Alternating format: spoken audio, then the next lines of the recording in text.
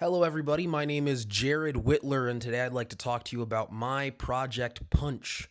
Proposal Project Punch is what I'm calling my community inclusivity project, where essentially, we'll get into it, but essentially, we're looking to increase the inclusivity of boxing, starting with our youth, trying to make sure that it is accessible to both boys and girls of all socioeconomic classes. So that's really, in essence, the mission and the vision. But I see a world where boys and girls are both, capable of going into boxing and are giving support to really find a love of the sport of boxing and other combat sports. But just overall education about these sports so that people know how to defend themselves, people know how to walk around safely, and can just experience that empowerment of having trained as a combat sports athlete. I feel like that's very important for our youth, and I'd like to be able to push that toward push boxing onto a new generation of people who regardless of whether they could afford it, regardless of whether the gender roles would make them want to naturally participate in that, where if they feel a natural inclination to the sport, they can participate. So one of the reasons why this program needs to exist is just because boxing is directly linked to certain mental health factors. I feel that I shouldn't need to demonstrate necessarily the self defense application of it, not only because they know how to hit people, but that's not what I'd like to emphasize on the youth. I think that there's already too many people going around as youth harming each other. But when I'm talking about self defense, they need to know how to not get hit. They need to be confident knowing how to actually avoid and get out of the way when strikes are coming at their face, which boxing will teach. But more on what I was just saying, mental health. There are a few studies that actually talk about boxing and the way it's linked to increased everything from self agency to self confidence to happiness. It's a certain dopamine rush that you get from actually going out there and participating in one of these physically grueling sports and getting better over time. It's a very unique thing that once you go down that journey and you feel yourself improving, your self confidence skyrockets. I could say this experientially, and I could also cite some actual articles that suggest that boxing is good for developing those mental health markers. Another thing to note here is that boxing is already relatively inclusive depending on what markers you're looking at. For instance, 40% of the boxing gyms in a certain area of the UK, we're not in the UK, but I couldn't find all of the statistics on this matter. We're in underprivileged communities, and actually, boxing has a reputation for being what was called a poor man's sport at one point, which is to say, the only equipment that you need a pair of boxing gloves, and that's the barrier of entry for you to start hitting the bag. Maybe a mouth guard if you want to actually start sparring, but once you have those, you can participate. You don't need, you know, all of this equipment that some of these other sports might have. It's very straightforward. You are the equipment. You bring your body and you get ready to throw some punches and dodge some punches. Um, with that said, it's not always the most inclusive when it comes to all genders. There is a big push when it comes to fitness boxing with women, but I feel like there's a lot of people who don't get the full experience of participating in the combat sport of boxing. Part of it for just social reasons, gender norms, and all of this. But some of it might even just be that they feel intimidated, that they feel that it's more of a men's space. And I am very big on disposing stereotypes and hoping that perhaps some women would be empowered to participate in the sport of boxing. Maybe not even boxing, but just other sports as a whole, empowering them to go about learning how to defend themselves. And as you can see here, five times the number of men compared to women are participating in the sport of boxing. This is evidence that we need to do something about that. So let's go a little bit further into the program. Who are we trying to benefit by using Project Punch? So most directly, we're looking at risk youth. I think that we need to be taking kids who you know are going to be largely in underprivileged communities. Perhaps they have tendencies to go and get themselves in trouble. We can channel certain personality traits, uh, certain drives to get into some trouble and channel into something positive and say, we're going to make you a better athlete. We're going to make you a better human being. We're going to establish values. We're going to establish discipline. And we're going to do something positive with this aggression by having these kids work out as opposed to doing something negative where these kids are getting into fights at school and stuff. Um, Another element here is gender. As I talked about, I'm very, very passionate about pushing boxing for both genders. So it's not just only focusing on at-risk youth. This could be, focusing on affluent women as well. It could be anything. It could be. I just want it to be accessible to all populations. Currently, the demographic is going to be a lot of minority males who can't afford to get into some of these other sports, who grew up in violent communities where boxing is necessary to defend themselves. And I'd like to kind of dispose of some of those stereotypes so that people can safely participate in it, regardless of socioeconomic, cultural barriers, gender barriers, etc.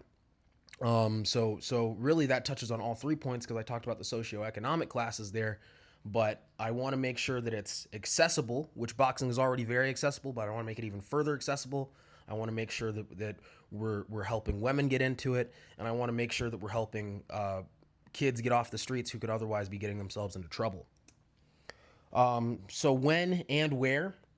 Um, the way I envision it, this would be an after school program 3 times a week, and you'd have 2 classes, which I'll talk more about in a second.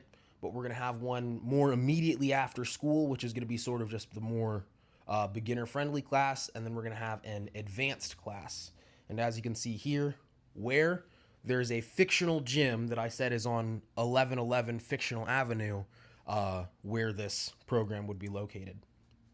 So considerations, we need to make sure that there's some pricing and safety considerations. So what I came up with here is that Project Punch officially is going to cost $15 per session, but it's going to be just a program at a normal boxing gym that's really mainly trying to operate at a loss just to do good for the community.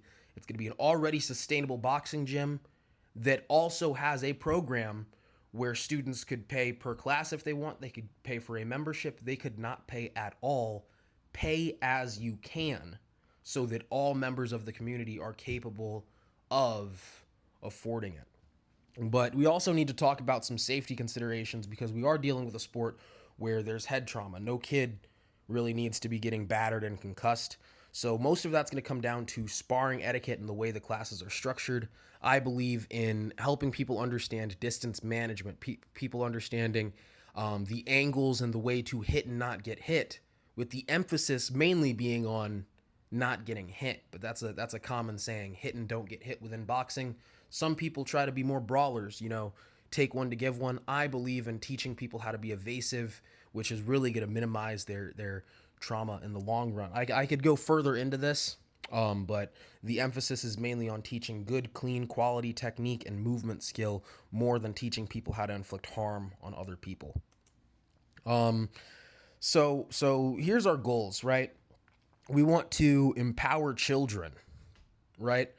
Whether you're a boy or a girl, that's what the first ones were. Empower children, empower girls. For children, I'm saying some people might not have ever had that experience of being able to say, I'm an athlete. Maybe ball sports aren't for them. I know that I don't know how to throw a ball, but I got pretty competent in combat sports throughout my duration of time practicing them.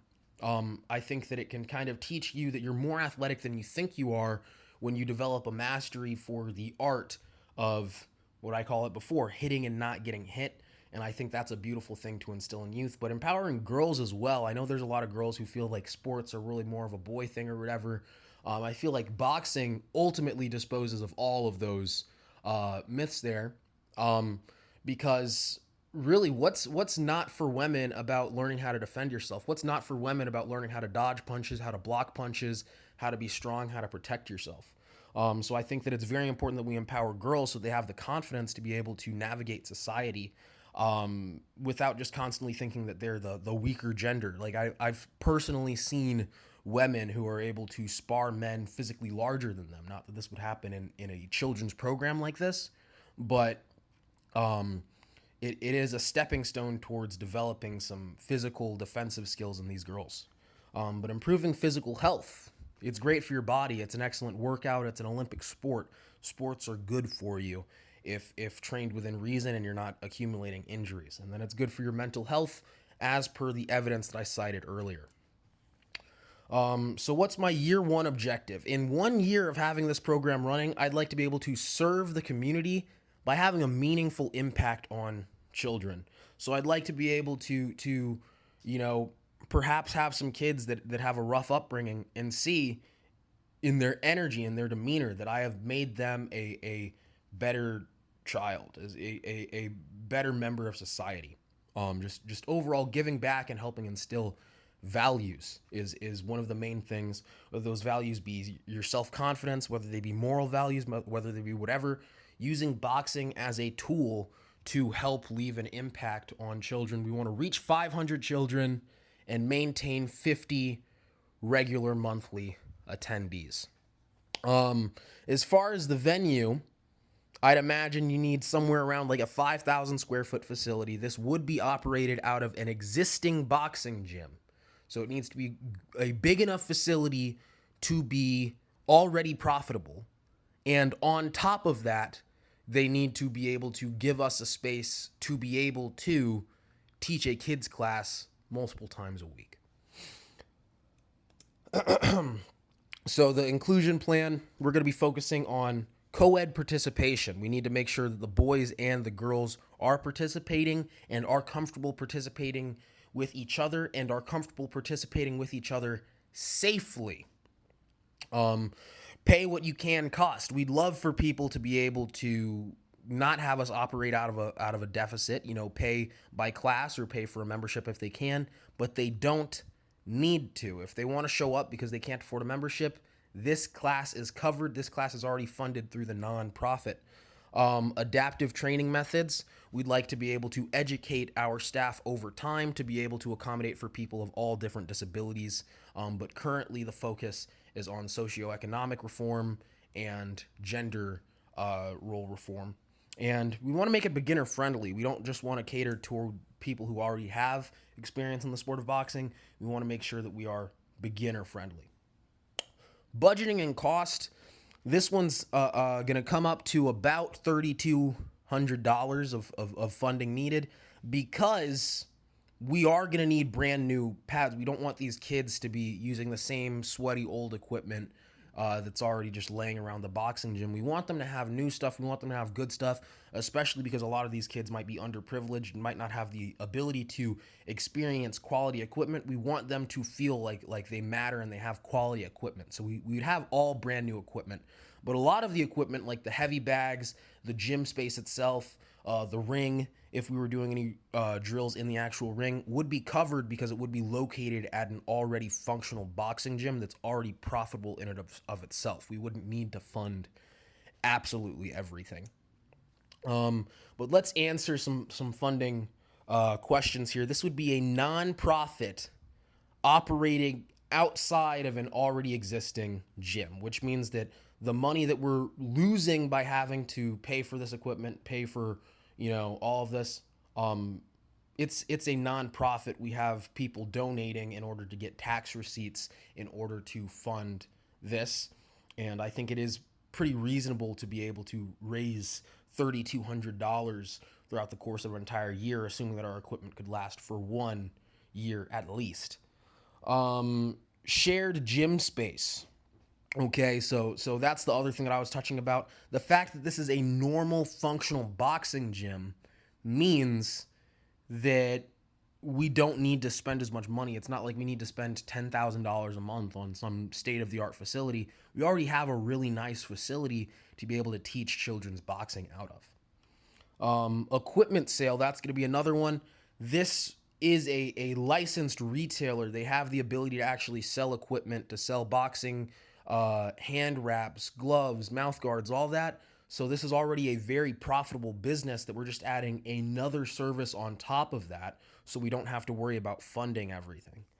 And then volunteer work, because this is a nonprofit, our staffers are actually going to get paid by essentially like a tax refund type of thing. You are donating your time if you are a staff member, and in exchange for your time, you'll get a tax receipt for you to say, I donated 50 hours of my time last year volunteering to teach at Project Punch.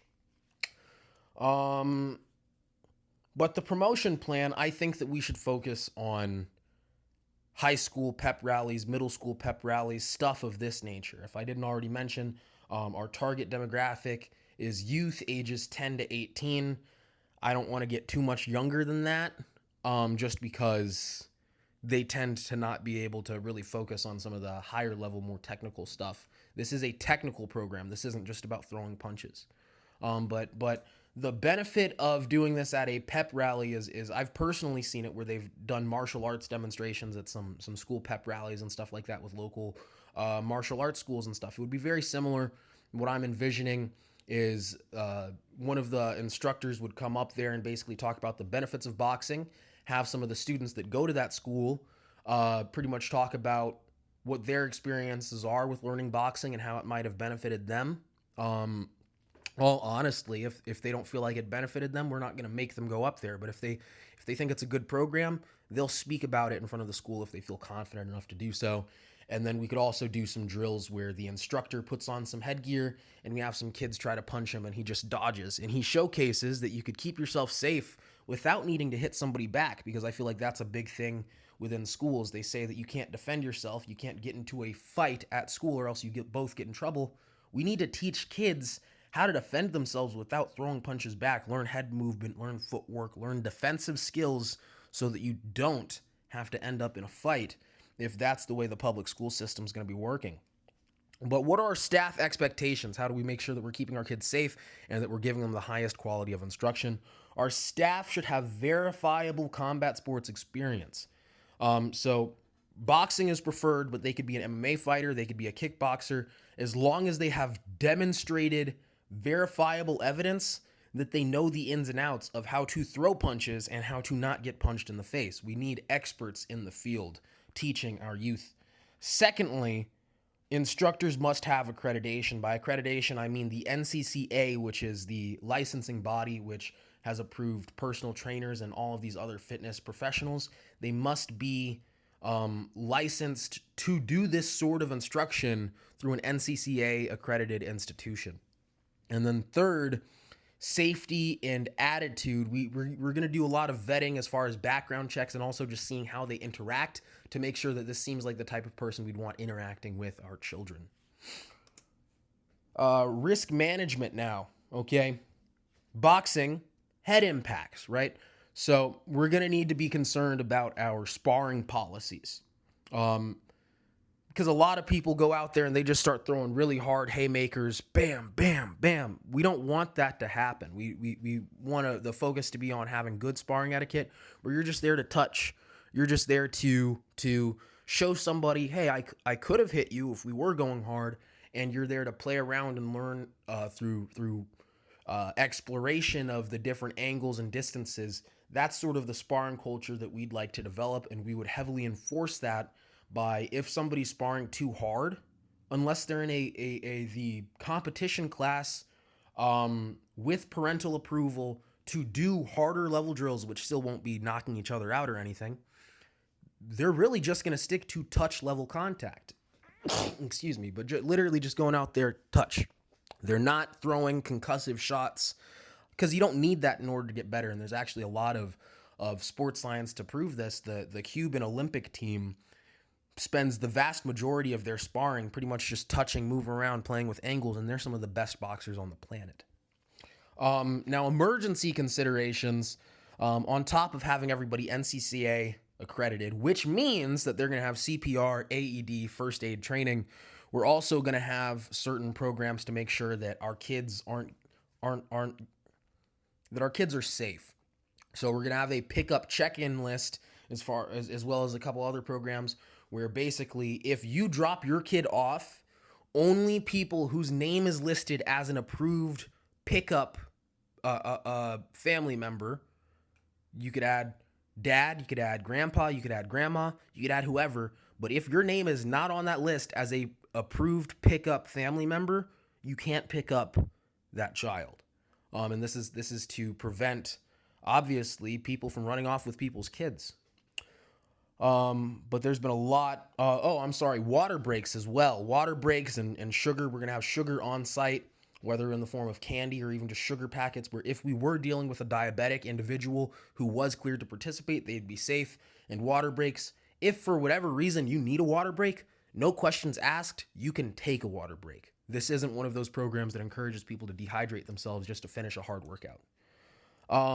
Conclusion, our goal, serve the community. We want to help kids. We want to help young women. We want to help people who might otherwise be getting into trouble. We just want to help people, starting with our youth.